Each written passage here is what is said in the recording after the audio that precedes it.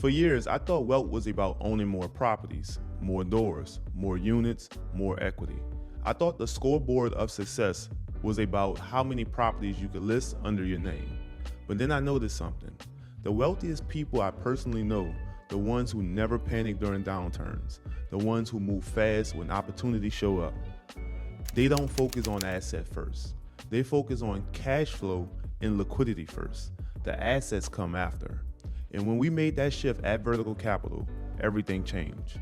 In this video, I'm going to show you why real estate often make you asset rich but cash poor, why owning more property is really just a place to park money after you've built liquidity. And I'm going to show you exactly how money flows at Vertical Capital in a way you could duplicate yourself. So make sure you stay into the end. Before we get into it, my name is Elridge. I lend money for a living. Everything I'm about to say and cover in this video comes from 11 years of real estate experience and over 400 transactions completed. I'm not asking you to take my word for it. I just want you to look at the numbers with an open mind. Let me say something that might surprise you. Most real estate investors are asset rich and cash poor, and there is no way you will achieve financial peace and financial freedom simply by owning real estate. Now let's look at some of the popular real estate moguls: Grant Cardone, Robert Kiyosaki, and Dave Ramsey. All three own real estate. Robert Kiyosaki and Grant Cardone believe in using debt. Dave Ramsey does not believe in having debt. But all three swear by how powerful real estate is. And I agree, real estate is a good investment, but it's not a good investment to start with if your goal is to build cash flow. And here's why. If you study each of their business models closely, you'll see something most people miss. There are three types of income. Earned income. Income you actively work for by trading time and effort for money.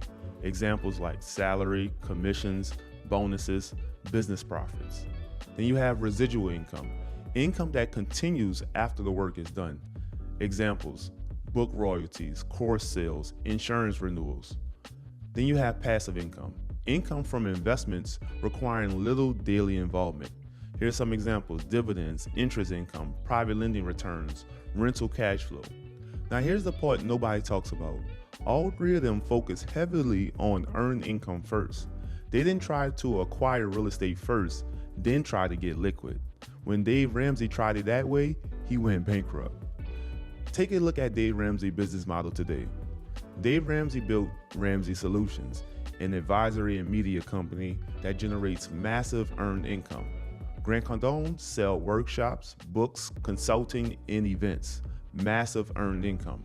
Robert Kiyosaki built Rich Dad as an education and license platform and have massive earned income. They use real estate to preserve and deploy their earned income, not to create it. That's the difference. Guys, if you like this content, hit that like button and subscribe to the channel. It definitely helped this video get in front of more people. My mentor once told me something that didn't make sense at the time. He said you would not become financially free just by owning real estate. I didn't understand that until years later. Because when you own property, especially with debt, there is little to no cash flow in the beginning. Debt service eats up majority of it. Taxes, insurance, maintenance, management, vacancies. You might look rich on paper, but you don't feel free. This is exactly why Dave Ramsey's philosophy is to buy properties cash. But pay attention to how he accumulates the cash. He didn't save money slowly. He built a massive platform first. He built income first. Then he parked that income into real estate. The average person cannot simply save enough to buy a rental property outright in cash without first building a serious earned income engine. And most of my real estate friends who started around the same time I did have realized something. Holding real estate alone will not make you wealthy. So what are the alternatives? There are four paths I see. Option one, you could become vertically integrated. You own the properties, you own the management company, you own the construction company. This is what my mentors did. They now own over 1,100 units. They trap every dollar in-house. Construction profits stay inside. Management fees stay inside. That's powerful, but it's complex and takes skill.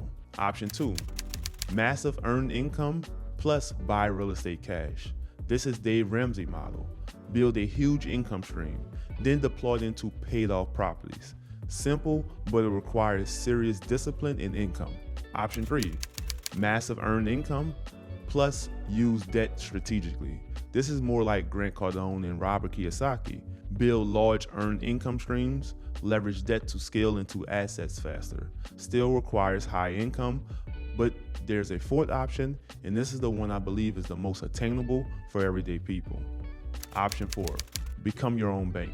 I like this option because it combines elements of all three. You are vertically integrated because you become the finance company. You are similar to buying cash because you control the capital. And you still leverage, but you leverage your own liquidity. Instead of saving money in a checking account and draining it to buy property cash, you store your money in vehicles designed to grow and stay liquid, like brokerage accounts or properly structured IUL policy. Then you leverage against those vehicles to purchase properties or fund deals. That way your capital keeps earning, you control the financing, and you own the asset. Your money works in two places at once. From my experience, I don't see another path that builds financial freedom with this level of control. Now let me show you exactly how money flows at Vertical Capital. We operate in three buckets: earn it, hold it, spend it. We earn money through private money lending. That's our earned income engine. Then we take a portion of those profits and place it into our M1 brokerage account, our IUL policies. Those are our holding vehicles. We do not let cash sit idle in checking accounts. Then we leverage those vehicles, we borrow against them to fund more private money loans, become the bank on our own real estate deals, reinvest into additional lending opportunities. This creates circulation, and circulation creates velocity, and velocity creates scale. Now, instead of money leaving us when we buy property, money keeps cycling, the velocity of money. Over time, that circulation turns into a snowball. Now here's where I want to transition and show you something visually. Let's go into the spreadsheet so you can see how this actually works in real numbers. All right, right now we are inside the Infinite Bank and Arbitrage calculator, and this is option 4 with becoming your own bank. And the benefits of becoming your own bank is because this allows you to be asset rich and cash rich, because you are storing your money in a compounded interest environment like a brokerage account or an IUL policy. At Vertical Capital, we use IUL policies and we use M1 brokerage. With M1 brokerage, it allows you to take a margin loan of 50% against your cash that's inside of M1, and with your IUL policy, you could borrow up to 100% of your cash value inside of your IUL policy. And both of them are compounding interest environments, and that's your liquidity. And when you leverage against those policies in the M1 account, you could buy real estate or do private money loans. And that's what we are doing at Vertical Capital. And this is the Infinite Bank and Arbitrage calculator. And I'm gonna show you an example of buying a rental property. But first, I will briefly explain this arbitrage calculator, and then we're gonna go into the example. And the blue columns represents a amortized loan. And an amortized loan is loans like a 30-year note or a car note. Those are amortized loans. And when you're borrowing from your IUL policy or you're borrowing from your brokerage account, those are interest-only loans. So essentially, you are borrowing from interest only, and you are lending out on an amortized loan. So here's an example. So let's say you borrow from your IUL policy at $250,000. So it took you a few years to get to $250,000 in cash value inside of your IUL policy. And let's say you gave yourself a 30-year term to buy a rental property. And the interest rate on the amortized loan you're giving yourself, let's say the going rate is 7%, but we're going to charge ourselves 8% because we want to charge ourselves a premium, because this allows us to capitalize our banking system even more. And the going rate is 5.25% on the interest-only debt for an IUL policy. So once I press this button, so it shows you how much arbitrage you made. So over a 30-year period, you made $279,283.54 in arbitrage. And here's the loan you gave yourself. This is the amortized 30-year loan you gave yourself in the blue column. So $250,000, your monthly payment is $1,834.41. $167.74 go towards principal, and $1,666.67 go towards interest. As you can see, after payment number 1, your ending balance is $249,832.26. So on the blue column, now this is the loan, this is your payment every month at $1,834.41. This is your payment every single month until this loan is paid off on your IUL policy. But the key benefit of doing infinite banking and becoming your own bank is the amount of money that you have access to after you make that payment. So when you make that $1,800 payment, $1,093.75 go towards interest, and $740.66 go towards principal. That means you have access to this money again. Normally, when you get a loan from a mortgage company and you make the payment, that money disappears. But with this process of becoming your own bank, you get access to $740 in borrowing capacity after your first payment, guys. And this is key because now you can use the velocity of money. And another thing right here on the first loan, if you was just to get a loan from the mortgage company, $1,666.67 will go towards interest alone, and only $167 will go towards principal. With you becoming your own bank, you pay $1,093 and $740.